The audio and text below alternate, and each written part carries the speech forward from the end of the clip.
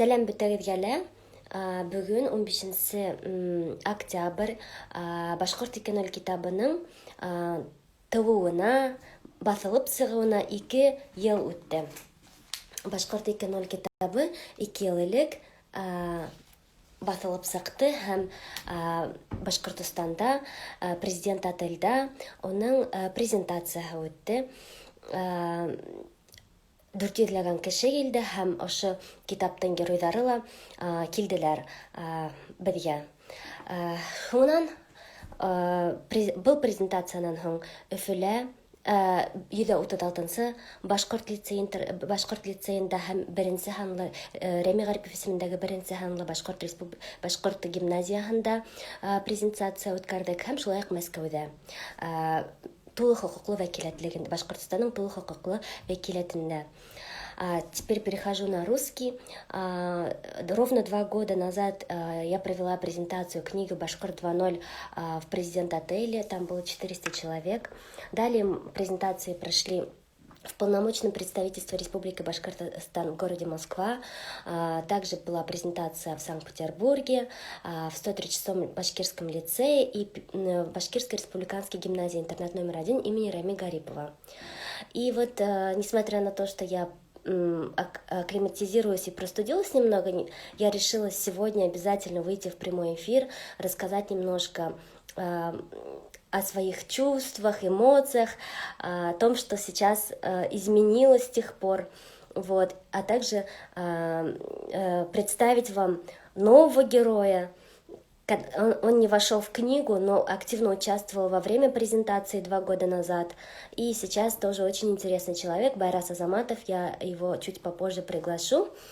А сейчас расскажу немножко о том, что изменилось. Вот у меня часто спрашивают, напишу ли я еще одну книгу, будет ли еще вторая книга, вторая часть книги. Именно вот сейчас, вот именно сегодня я пока еще не думаю о том, чтобы выпустить вторую книгу, потому что есть запросы.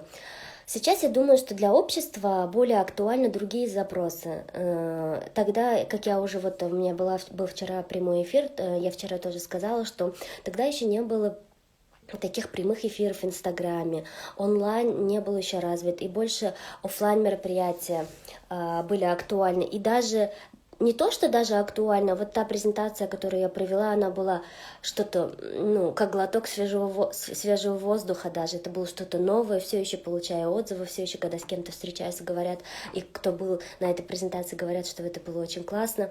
Вот, поэтому сейчас я думаю, каждый человек делает продукт, который актуален сегодняшнему дню, и прямо вот завтра я еще не готова выпустить книгу, хотя у меня такие герои, про которых хочется рассказать, писать. Про них я рассказываю, но в основном сейчас это онлайн. И герои намного, так как мы растем, и я выросла за эти 2 года. Я за эти 2 года посетила около 15 стран, плюс некоторые из них несколько раз. Я поработала за границей, я пожила за границей в 2 странах. И у меня тоже изменились взгляды на жизнь и герои. Я же писала о своих героях тогда, у меня сейчас тоже, возможно, другие герои, но все равно те герои, которые у нас есть в книге, они тоже растут. И, кстати, возможно, в ближайшие дни проведу еще один прямой эфир с одной из героиней. Насколько она выросла тоже за этот период. Хәйерле кис дип яҙаһығыҙ. Гөлназ Төркиәнән сәләм. Бөтә донъялан мине ҡараған, был тура эфирға ҡушылған беҙҙең яҡташтарыбыҙға ҡайнар сәләм. Шулай Гөлназ Төркиәнән һеҙҙе күҙәтеп барам бөтәгеҙҙе лә. И вот по поводу, если говорить про книгу, да, я писала, по-моему, в прошлом году, насколько это было тяжело. Все же спрашивают, как написать книгу. Это не так-то легко. Я в декабре 2017 года во время УФА-форума объявила о том, что я решила выпустить книгу по моему проекту. А книга вышла в октябре 2018 года.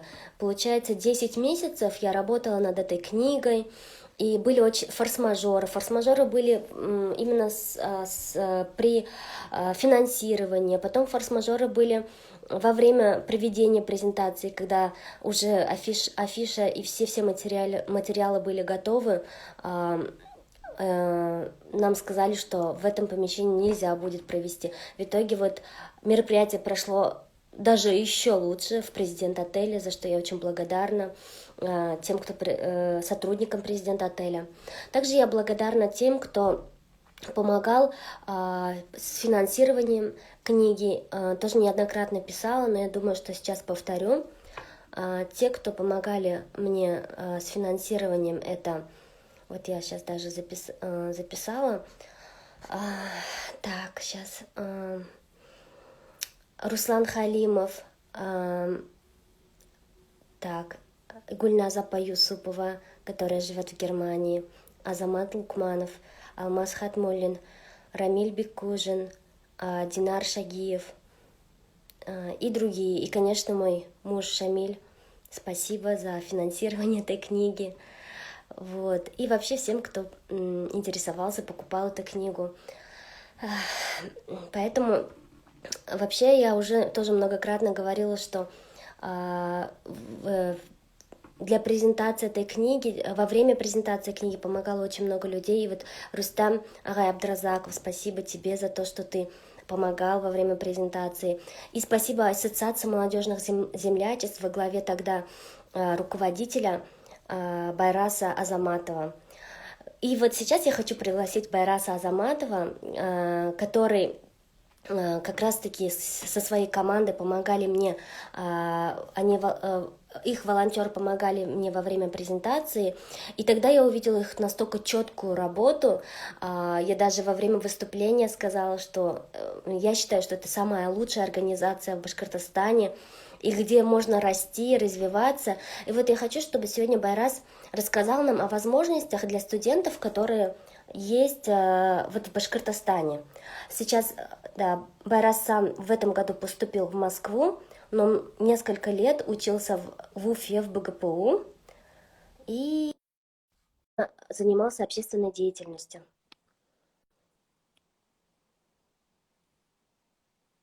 Так, я подключаю Байрас. Салям, Байрас! Сәлем, Эльвира. Барығыҙға ла сәләм, хәйерле кис. Хәйерле кис. Санкт-Петербургтан, мин әлеге вакытта Санкт-Петербургта, һин хәзерге вакытта Мәскәүдә, шулай бит? Мин әле Мәскәүдәмен, эйе. Һине күреүемә шатмын. Беҙ һинең менән һуңғы тапҡыр Баймаҡ йәштәре берлегенең форумында булып осрашҡайныҡ онлайн. Эйе. Форумдарҙа ғына осрашабыҙ. Вот, и я перехожу на русский язык, чтобы все понимали, что Байрас со своей командой Ассоциации молодежных землячеств Республики Башкортостан во время презентации книги «Башкор 2.0» показал четкую, слаженную работу. Я тогда, я, как уже сказала, восхитилась вашей работой. И вообще давно слежу за твоей деятельностью, насколько ты активно участвуешь в жизни Республики Башкортостан. И везде участвуешь, а также ты известен как человек, который хорошо разбираешься в грантах, выиграл много грантов, 15 миллионов выиграл и привлек для социальных проектов. Вот мы сейчас будем об этом разговаривать, и я хотела бы начать разговор с вопроса о том, как ты начал заниматься общественной деятельностью. Когда, на каком курсе? Еще раз всем добрый вечер. Да, это очень была интересная информация, она очень длинная, но постараюсь покороче. Все это началось... Ну, во-первых, я, кстати, еще всех рад видеть еще раз, потому что, кстати, давно не выступал, и я думаю, немножко даже эти скиллы потерял, но постараюсь все хорошо изложить.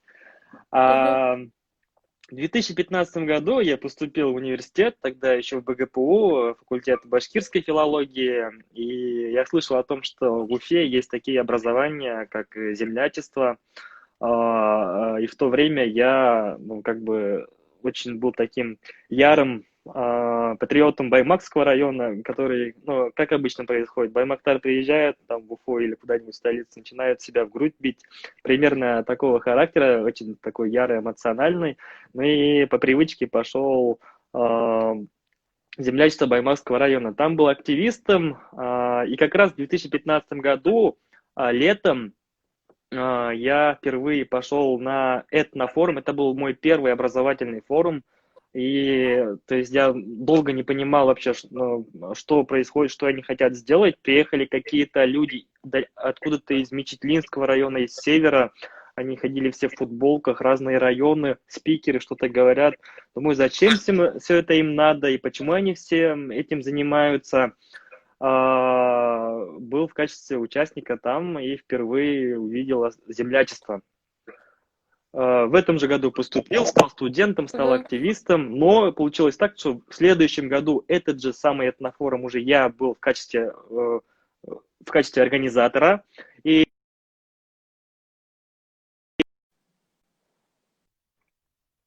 организовывать, проводить. Сейчас уже эстафету передал молодым ребятам.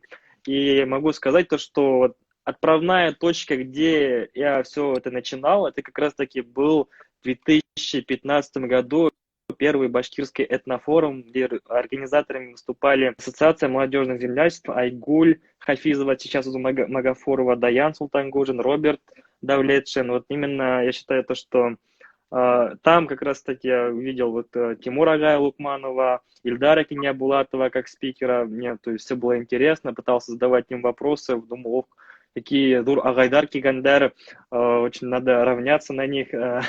Я бы в то время я даже не представлял, что через пару лет уже буду с этими людьми как-то в одном общественном пространстве вместе работать, делать какие-то проекты. И если бы тогда мне как-то так сказали, я бы даже не поверил бы в это. Пример так вот все и началось. Да, и вот получается, ты в 2015 году только узнал, что есть такие форумы, а в 2018 году, когда я проводила это мероприятие, презентацию книги, ты был уже председателем. Получается, ты сделал большой рывок и за 3 года сделал много чего и стал председателем. Вообще, что тебе помогло так быстро развиваться? Так, меня слышно? Да, прерываешься, но я слышу тебя. А вы напишите, друзья, слышно ли Байраса? Все, теперь хорошо. Нет, все равно перерывается. У тебя со связью что-то. Я, знаешь, я спросила, вот ты, получается, в 2015 году только узнал про общественную работу, а в 2018 году уже был председателем этой ассоциации. Как тебе за 3 года удалось сделать такую карьеру активиста, скажем так? Слышно меня? Ну, я считаю, да, надеюсь, меня тоже слышно. Ну, во-первых, вся эта работа, вся эта деятельность ведется на общественных началах, то есть никто там не получает. И да. нужно отметить то, что я больше шел за идеями, за теми ценностями, которые там преподносились, то есть ценности среда взаимного роста, где я мог получать социальный капитал. И вообще я считаю, то, что любой молодой человек, даже есть книга про это, «Важные годы», очень советую всем молодым людям прочитать, то, что в возрасте от 20 до 30 лет важно накапливать социальный капитал, работать над своими навыками, работать над своими нейронными связями, я так это говорю, и максимально вкладывать, инвестировать в себя, потому что на самом деле самая настоящая карьера или самые крутые проекты в твоей жизни, они начнутся после 30 лет. А это время, то есть именно тот момент, когда нужно изучать языки, пробовать себя, ошибаться. И я считаю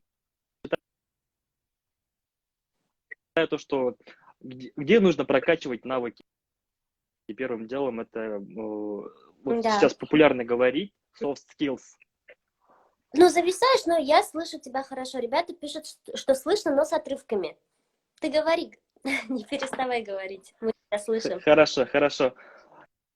И я, то есть, где можно развить софт-скиллы, навыки кооперации, ответственность, решение задач, где я могу ошибаться и при этом не жалеть сильно за какие-то потери, наоборот, на них учиться. Это как раз-таки общественное пространство, где можно создавать какие-то проекты и приходить туда.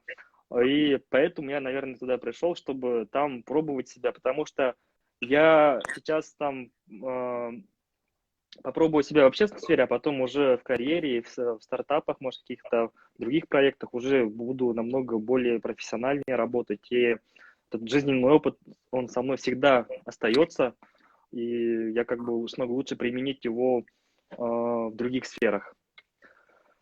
Вот Получается, у так, тебя, наверное.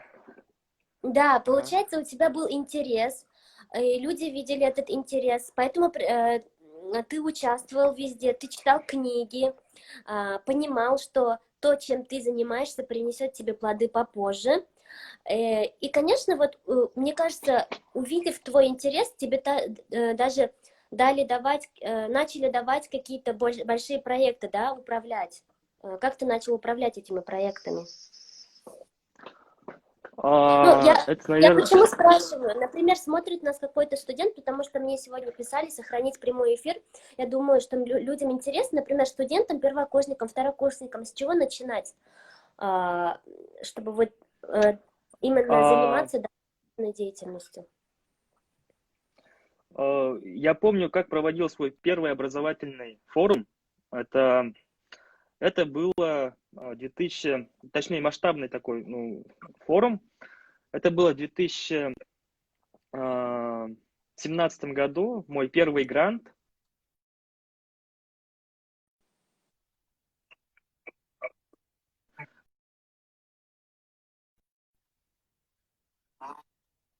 Очень сложно.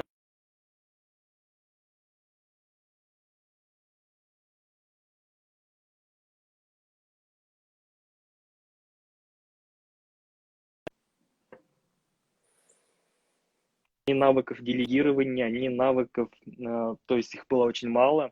И Я, я считаю, то, чтобы если приступать к каким-то масштабным проектам, нужно пережить, возможно, вот этот стресс, либо вот этот сложный момент, период, и после этого уже как бы ты начинаешь понимать, то, что оказывается все это очень просто, никакой сложности нет, нужно просто структурировать. А, Я себя считаю то, что ну, практикующий специалист, я склонен к тому, чтобы сразу практиковать, пробовать. Но в последнее время, то есть с периодом, определенным периодом времени начал уже и теорию изучать, и там у меня даже вот книга лежит огромная, я сейчас вам ее продемонстрирую. Ага. Огромная книга, вот она «Управление проектами в примерах, задачах, иллюстрациях», очень хорошая, такая толстая и тяжелая. Я Мгм. привез ее самостоятельно с Питера.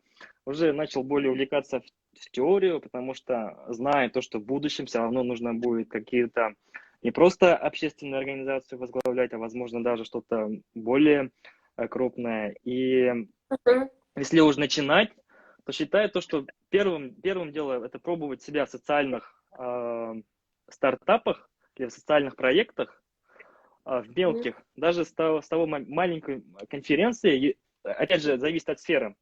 Так как я занимаюсь и занимался с образовательными, просветительскими проектами, социальными проектами, молодежной политикой и территории, то вообще все начиналось в 2016 году с маленькой конференции у себя в селе, Первоискулово, Баймакский район.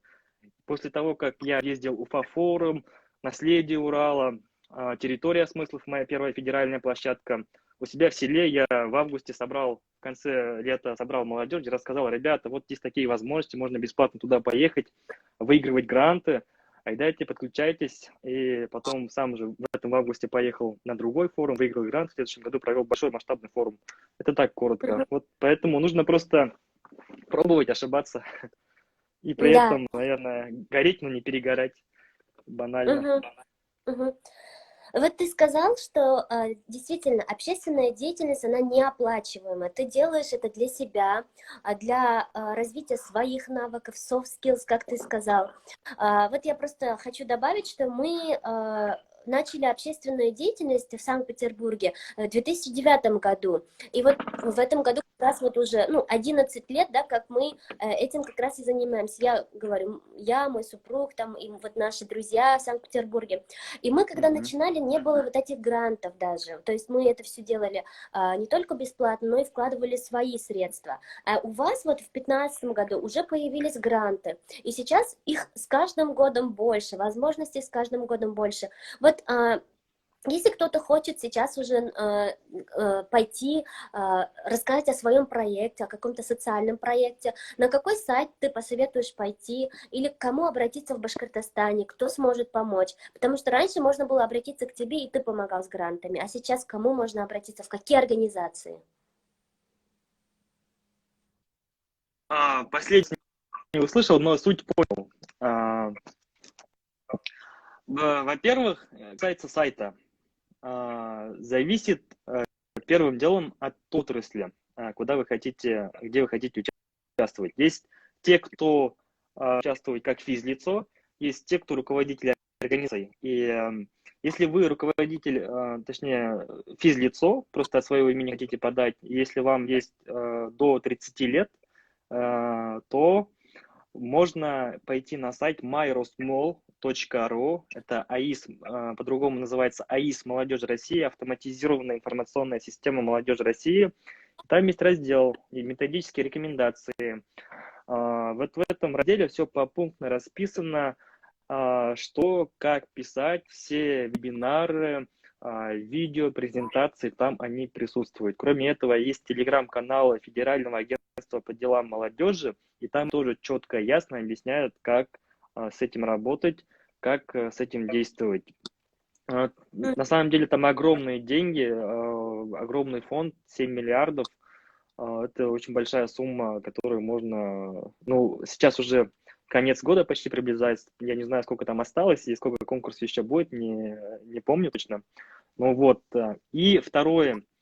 На сайте фонда президентских грантов есть онлайн-курс по социальному проектированию. Тот человек, который сможет пройти полностью этот онлайн-курс, ему доступна будет специальная программа, либо чек-лист, так скажем, который поможет проанализировать его социальный проект. И это очень удобная вещь, но не все про это знают. Как обычно у нас бывает на практике, люди начинают проходить социальный какой-то онлайн-курс и не доходят до конца. Вот в этом портале фонда президентских грантов, ФПГ, можно запросто найти. Можно до конца этот курс пройти и получить эту программу. Ну и хочу обозначить еще один момент тогда. Сейчас, секундочку. Есть такая игра, называется проектные путешествия. Она настольного формата. Здесь есть специальные такие карты, свои фишки, так сказать. И полностью там все прописано. Благодаря через игровые формы тоже можно научиться проектному мышлению, формировать уже большие проектные задачи. Вот это больше подходит именно для тех начинающих, чтобы это заинтересовать, пробудить азарт в социальном проектировании и дальше уже на практике их применять, потому что это очень тоже хорошая база и вовлекает очень хорошо. Нужно как бы вовлечь, чтобы хорошо писать. Очень, Вот. очень интересно. Спасибо большое, такие классные лайфхаки были, кто только подключается, потом посмотрите. Байрас рассказала про лайфхаки, как получать, выигрывать гранты, где этому обучаться и так далее. Вот у меня следующий вопрос, очень интересный, про то, как ты развиваешь свое родное село. Ты создал ОНО «Ямаш», автономное некоммерческое объединение, получается, и также получал гранты, да, по для развития своей деревни. Скажи, пожалуйста, нужно ли создавать вот такие организации для получения грантов для села, или же можно от физического лица получать гранты? И как вообще для села, на какие сайты идти? Может быть, какие-то тоже лайфхаки? Потому что мне кажется, это очень интересно развивать свою родную деревню, потому что мы часто говорим про башкирские деревни, башкорт ауылдары тірі булһа, башкорт теле дә тірі була бит инде. Шуңа күрә безгә авылдарыбызды һаклап калырга кирәк. Һәм шуңа күрә лә бу һорау актуаль булып тора инде. Тулы сайның менән килешәм, һәм бик шәп һорау. И как все это началось, опять же, ровно год назад, в мае, я, то есть, приехал к себе в деревню, вышел на горы и думаю, а здесь же очень такая хорошая площадка. Я считаю, что там, где мы, там есть возможности. Китайский иероглиф, который гласит, как выглядит кризис. Кризис – это проблема и возможности, два иероглифа в сочетании.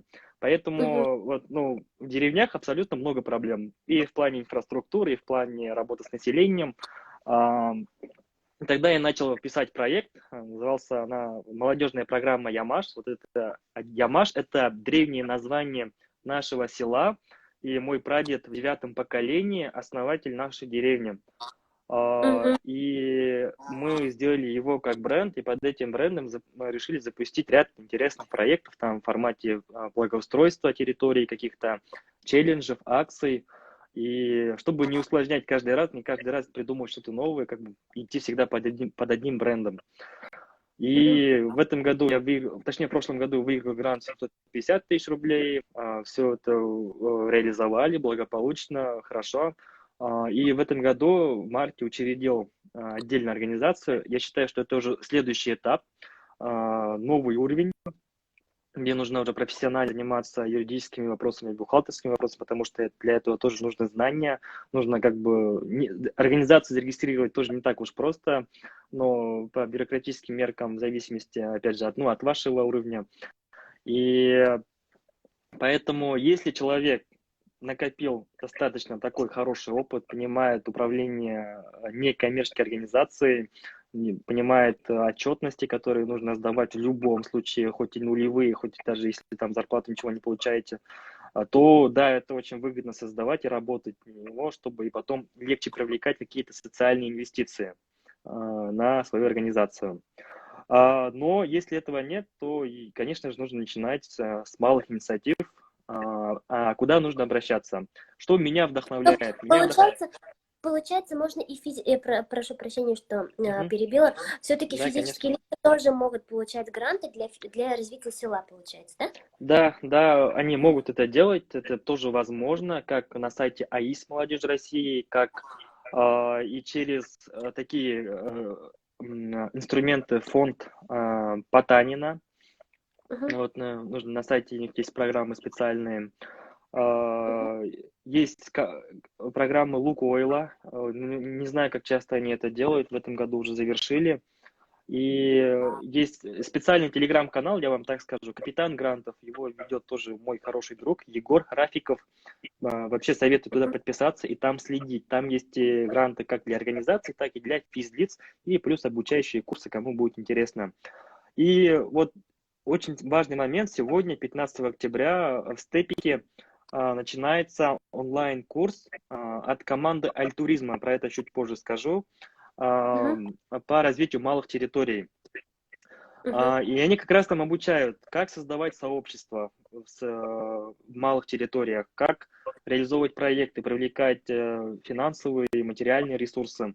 И вот то, что меня вдохновляет, это команда Альтуризма, потому что это та команда ребят, которая едет куда-то далеко в село, делает какие-то проекты, объединяет местных жителей под каким-то общим делом, выявляют там местных активистов. Люди, те, которые находятся там, удивляются, почему этим людям это надо. Они куда-то приехали и вместо них делают их работу. Когда в тот момент у людей меняется мышление, то есть их один из таких посылов поменять иждивенческое мышление к проактивному, то чтобы люди не жили так, что моя хата с краю, я ничего не знаю, а чтобы не было разбитых окон или разбитых скамеек. Вот даже есть такая теория, согласно вот теория разбитых окон, наверное, так и называется. Если стоит какой-то один дом, и там разбить окно, одно окно специально, то через неделю все окна будут разбиты. А если все жители начнут так активно себя проявлять, то и активность сама пойдет своего рода таким эффектом. Но это, опять же, нужно устойчиво поддерживать. Альтуризм как раз-таки этим занимается. И сейчас они запускают такой хороший образовательный онлайн-курс, который хорошо мотивирует, вот чего больше всего в нашей, наверное, в командах или в сельской местности не хватает. И помогает найти единомышленников, и тоже это очень важный момент. И как бы я Мгм. всем советую пройти этот курс и вдохновиться. Очень интересно. Я думаю, ты столько дал инструментов, может быть, потом сделаем пост вот с этими лайфхаками от тебя и выложим, если ты не против, потому что столько всего. Вот, очень Нет, конечно, интересно. только за. Мгм. Я вот просто в процессе, пока ты рассказывала, у меня пришла мысль и вопрос такой, а как отреагировали твои односельчане, как они вообще поддерживают твои проекты, и какие у тебя планы по поводу вот деревни, развития дальнейшие действия твои? Ну, сразу же нужно сказать, реакции бывают разные. То есть здесь Мгм, зависит уже от самих людей, как они мгм, думают, как они мыслят. Если человек рос в той среде, где у него было всегда немножко про сплетни, так сказать, то оно всегда с ним будет сопровождаться. От того человек созидатель или жертва зависит его мышление. Поэтому здесь как бы я никого никак не упрекаю. Конечно же, будут разные мысли. Первым делом это тем людям, которые никак не вовлечены в эти области, как это вообще возможно, как вообще такое делают. Вот, такое мгм. удивление. То есть, во-вторых, Что-то да, тут не так, да, может быть? да, что-то не так. Наверное, по блату получил, опять же, там, не знаю, где-то, наверное, там кому-то что-то сделал. Мгм, Но это ни в коем случае не так, потому что грантовая заявка или грантовая деятельность – это полная математика, по крайней мере, на федеральном уровне точно здесь мгм, точно никаких связей нету, как бы. И да. никак я думаю, что это, ну, все делается анонимно, есть структура, как она делается, поэтому здесь очень все справедливо. А в Это мне целом, когда да, уже, первые реакции такие бывают, а ага, потом да, уже, ну, когда уже дела начинаются делать, люди уже видят какие-то да. результаты, то все уже начинают понимать, да, хорошо, активно, наоборот, увлекаются. И здесь нужно отметить тот момент, то, что если я в Уфе работаю с молодыми ребятами, которые мои соратники, единомышленники, они мыслят примерно как и я, одинаково, они, я скажу, молодые профессионалы, то в селе, в деревне абсолютно другой контингент, другой образ мышления, другие взгляды на жизнь. И это, по сути, моя команда все равно. И Мгм. здесь уже опять новый выход из зоны комфорта. Нужно с ними как-то выстраивать новый диалог, и нужно как-то их по-другому мотивировать, потому что говорить то, что вот, не знаю, вы получите там возможность, я вас чему-то обучу или дам какую-то возможность в плане грантовых заявок, это вообще никак не катит, поэтому здесь Не они мотивирует, чисто идут с точки зрения улучшать свою территорию и так далее. да. Ну, Мгм. вот, поэтому такой момент. Очень, очень интересно, на самом деле, было услышать это мнение. Спасибо тебе огромное, что поделился опытом по поводу вот, развития деревни. Очень полезно. И, конечно, вот следующий этап твоей жизни, когда ты в этом году закончил БГПУ и поступил в Национальный исследовательский институт Высшей школы экономики в Москву. И как раз у тебя даже направление развития интересное, связанное с твоими общественными проектами. Поэтому я бы хотела спросить, как ты принимал решение о том, чтобы уехать из Башкортостана, потому что ты занимал, а, ну, ты был, получается, в центре, в эпицентре событий, то есть у тебя были возможности остаться, большие возможности развиваться и в республике тоже, или ты считаешь, что для развития своих навыков все-таки нужно обучаться и в больших городах? Как ты принимал решение об учебе в Москве? Ну, Во-первых, если бы я остался в Башкортостане, да, я все равно комфортно нахожусь в той среде, в той стези, которая образовалась. Я как мог дальше стабильно и комфортно там развиваться. Мне как бы тоже ничего не мешает. Я все равно, находясь в республике, могу куда-то выезжать и делать еще намного круче проекты. Ничего мне не мешает, абсолютно. А, Но почему я выбрал этот путь? Это, наверное, во-первых, если я там буду находиться, то я хотел новую зону, среду комфорта, среду роста. Это считаю, что Москва. И здесь я уже не руководитель какой-то организации, даже общественной. У меня в республике Мгм. тоже, ну, отношения со всеми уже хорошо отлажены, все понимают тоже. И иногда даже я считаю, что сам очень молодой, ну, молодой я на самом деле человек. И когда тебе Да. обращаются мои ребята, сокомандники, даже там, не знаю, 18-летние ребята на «вы», то есть это немножко взбудораживает. А здесь я, то есть для всех обычный студент, который приехал из там, провинции, так сказать, «Күктен түштү мен деп айтамын енді башкортша айтмышлайды». Мгм. Мгм. И здесь формирую новую среду для того, чтобы дальше развиваться и расти. И плюс у меня очень такие одногруппники, очень такие крутые, я скажу, на самом деле, они все, многие айтишники, у всех есть, не у всех, у всех есть свои компании, они работают в таких компаниях, как Яндекс, Amazon, МТС, Стартап Хаб, работают с разными странами, многие проработали за рубежом. И это та среда, которую, то есть до этого я вообще ну, не находился, и действительно с чему поучиться, и находясь то есть, в этой среде, как бы, я хочу перенять их опыт и поделиться, возможно, своими некоторыми практиками, чтобы дальше расти. Айталарда инде.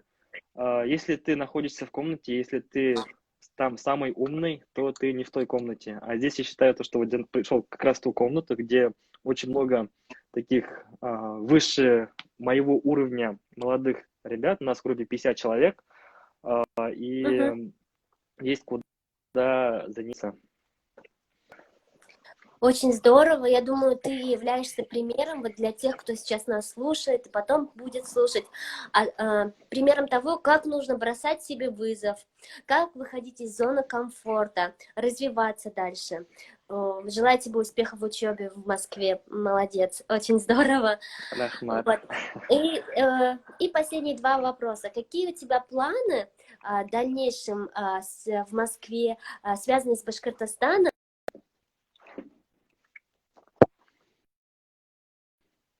Прощения. И второй вопрос. Ага. Да, и второй вопрос. Какие пожелания для молодежи Башкортостана? Что бы ты пожелал студентам или тем, кто хочет развиваться, выйти также из зоны комфорта?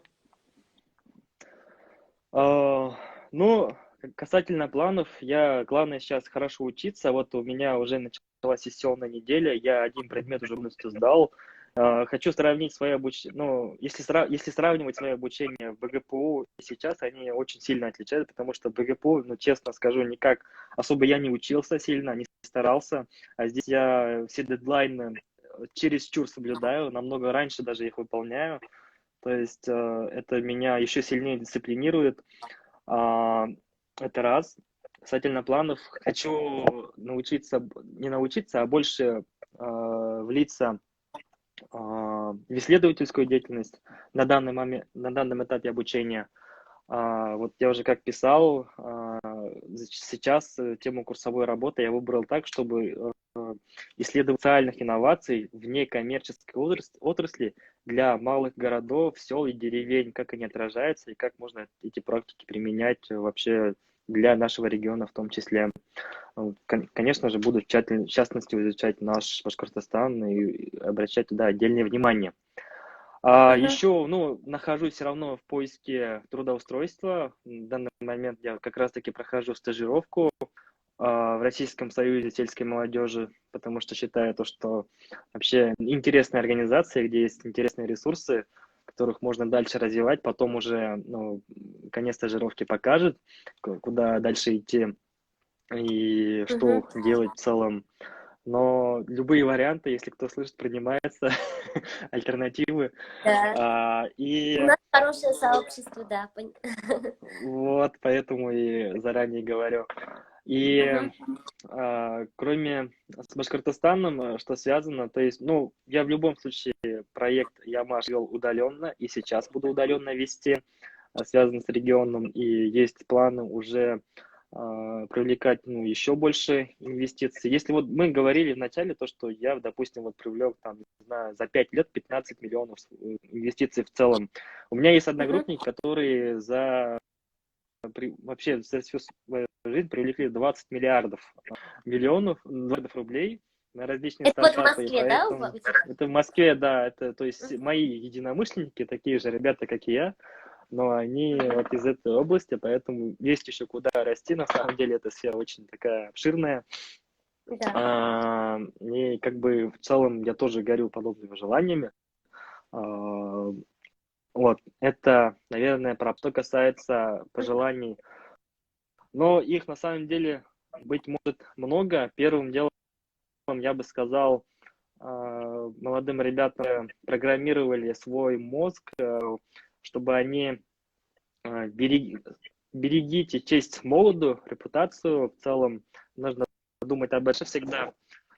И не смотрите сторизы, вот я их уже больше года не смотрю никакие, то есть ну, про это можно долго рассказывать, как это влияет на мышление, и в целом наш мозг с этими смартфонами, с любыми гаджетами, мы сейчас живем в экранном мире, и он постоянно находится в стимуляции, а когда он постоянно находится в стимуляции, то это очень сильно мешает мышлению, концентрации внимания и памяти. Я, то есть, очень так трепетно отношусь к таким вещам, ну, касательно внимания, чтобы работать с такими сложными документами, потому что то, чем я занимаюсь, это достаточно того этого требует. И в Мгм. целом считаю, что в современном мире это важный навык, который нужно хорошенько прорабатывать. И вот это одно. Вообще рекомендовал бы посчитать в этом плане Курпатова, как раз питерский психолог, Мгм. специалист. Его лекции очень интересные касательно темы Мгм. цифрового аутизма. Вот. Советую в этом плане изучить вопросы. Также порекомендовал, ну, планировать, ставить конкретные цели. Я сейчас тоже продемонстрирую, чем вот, ну, как бы я занимаюсь. У меня есть такой вот планер. Я долго думал, как делать планеры. Пробовал Google календари, различные программы, ежедневники, но ничего мне не помогло. У меня вот есть такой планер, он вот на обертке ассоциации. Как раз здесь стоит Мгм. просто распечатанные мной бумаги. Вот я сейчас сниму. Они вот так вот написаны на день, сзади цели на месяц, точнее вот здесь месячный, так сказать, календарь. Мгм. Здесь конкретные цели, чему посвящен месяц, там, надеюсь, не видно. Мгм. Видно. И в Не-не. конце, каждого месяца проходит такой вот анализ, чего получилось, над чем еще нужно работать, над чем постоянно работать. М. И вот такие бумажки у меня в целом, я их потом перевожу в формат Excel, выстраиваю свои диаграммы и тоже анализирую, куда дальше идти и чем вообще заниматься. Это, то есть, считаю, что очень важный момент, где не нужно терять идентичность и самого себя, выстраивать свои приоритеты в целом жизни и следовать по этой траектории. Это очень хороший инструмент, потому что сейчас мир такой нестабильный, нельзя уверенно сказать и планировать уже на долгие годы, хотя у меня этот планер выстроен до конца 2021 года, и поэтому каждый момент нужно переосмысливать, когда происходят какие-то изменения. Вот, допустим, пандемия, я вот уверен, к многим пришли такие резкие изменения в жизни и Да. сложности. Вот. Мгм. Поэтому планируйте, не забывайте о своем чести, делайте все на совесть, не увлекайтесь сильно гаджетами, читайте книги, работайте над своим мышлением, именно над глубинным мышлением, аналитикой. И вот сейчас тоже у меня хорошая практика. Я как бы очень много пишу аналитических резюме, анализирую, чтобы это тоже работать над тем, чтобы правильно думать, что-то выстраивать и так далее. Ну вот, коротко Очень так. интересно. Да, да, да. Очень классно, классные советы, лайфхаки. Супер полезно было для всех, для меня тоже. Вот, друзья, пишите вопросы. У нас последние 3 минуты, и вы можете успеть задать вопросы. Вот сейчас пришел вопрос от Гульназ из Франции. Она спрашивает, как ты отдыхаешь и твои хобби? Да, учитывая, что ты такой занятой, что у тебя все расписано по минутам, это очень интересный вопрос. Ну, я так на самом деле не считаю. Я считаю, что у меня очень много свободного времени, и куда еще можно потратить. Ну, отдыхаем мы... Я не один отдыхаю, а Зелями берега. Ну, как сказать, общаемся с друзьями, то есть это обычный вид отдыха. То есть они отличаются от в Москве сейчас новая жизнь и какие-то новые виды отдыха, не то что в Уфе. Ага. В данный момент, то есть это парки, сходить с друзьями пообщаться. Сейчас больше, наверное, вот это новое комьюнити, новое сообщество, и больше с ними общение с этими людьми, знакомство с новыми людьми, которыми раньше не был знаком. И если есть какие-то события, то стараемся туда ходить. Вот недавно сходили вот на Скау-Халаукай, очень были рады увидеть многих знакомых, потому что это очень, ну, вообще, считаю, что это нужно, важно. И, ну, касательно хобби, люблю решать какие-то кроссворды, сканворды, вот они у меня лежат, я их периодически, когда свободное время появляется, решаю их, какие-то задачки. Вообще, в целом, в Уфе до пандемии играли в настольные игры, тоже очень, как бы, это одна из моих любимых тем. Вообще формат игр любых абсолютно, хоть настольных, хоть каких-то квестов, но не таких, каких нужно ходить по станциям. Вот, тоже очень по мне. Ауылда в деревне есть традиционный лук, и мы как бы там с ребятами занимаемся стрельбой из лука. Ну и там вообще много дел, надо что в основном и читаем книги, наверное, смотрим видео, как и все. Так. Спасибо. Да, очень интересно. Спасибо. Круто, пишет Гульнас. Спасибо, что ответил. Здорово. Ну, я очень рада, что еще вот когда увидела тебя сначала в социальных сетях, а потом вживую в 2018 году, по-моему, с тех пор и вживую, по-моему, и не видела, а может быть, на Уфа-форуме, возможно, Уфа-форум, еще да, видела. Уфа-форум. Да, да, да. Вот Нурия Кинзебаева пишет «Уңыштар байрас Уфяхен». Вот, я как раз про это начала говорить, что ты растешь вот именно на глазах.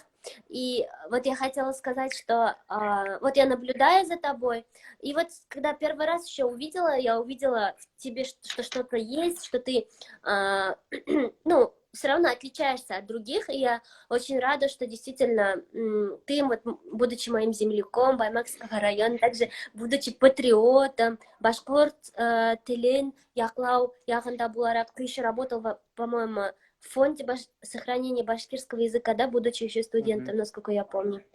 Вот. Да, вот в И, августе как раз ушел оттуда. ага, то есть еще студентом работал там, и поэтому я тобой очень горжусь. Желаю тебе успехов, чтобы все твои планы осуществились, чтобы все цели сбылись, и чтобы вот те цели, которые ты наметил в Москве, они действительно осуществились, и чтобы мы тобой еще дальше гордились. И Байрамгулов А.М. написал, что очень интересно было, книги записал, да, очень хорошие были советы, лайфхаки. Можно было все записывать, что ты рассказывал. В общем, спасибо тебе за классное интервью. Желаю тебе успехов и в дальнейшем. Горжусь. Я тоже скажу. Рахмат Эльвира сакырганың өчен, тәфсиратта һәм инде кемдер инеп карады, гомумән монда булды. Әгәр дә мин нисектер ярдәм итә алһам һәм инде теге китаптар, гомумән баягы авылдар нисек оештыру буенча, үстерү буенча сораулар булһа, мин һәрвакыт асык, чөнки ысыннан әйткәндә ондай кылтанмалар бик күп, һәрвакыт бүлешергә әзермен. Шуңа теләгән вакытта языгыз, шылтыратыгыз, һәм уның буенча теге аралаша алабыз. Аның өчен бар мөмкинчелекләр бар. Рәхмәт. Dur рәхмәт Байрас, уңыштар һиңә, шулай һәрвакыт Ага. алсаҡ, уңған, шәп егет булып ҡал. Уңыштар һиңә. Хәҙер һинең Һеҙгә лә хушлашам. уңыштар. Рәхмәт. Ярай. Дуҫтар, бөтәгеҙгә лә ҙур рәхмәт беҙҙең менән булғанығыҙ өсөн. Байрас сығып китте. Ҙур рәхмәт һеҙгә беҙҙең менән булғанығыҙ өсөн һәм ысынлап та бөгөнгө эфир бик файҙалы булды. Артабан да ошондай ҡыҙыҡ кешеләр менән осрашыуҙарҙы дауам итербеҙ. Байрасҡа уңыштар, артабан да үҫеүен теләйбеҙ һәм тағы ла беҙ уның турала ишетербеҙ тип уйлайым. Ә һеҙгә лә, бөтәгеҙгә лә ошо эфирҙа булған кешеләр, улар үҙ-үҙе өҫтөндә, үҙен үҫтереү өҫтөндә эшләгән кешеләр.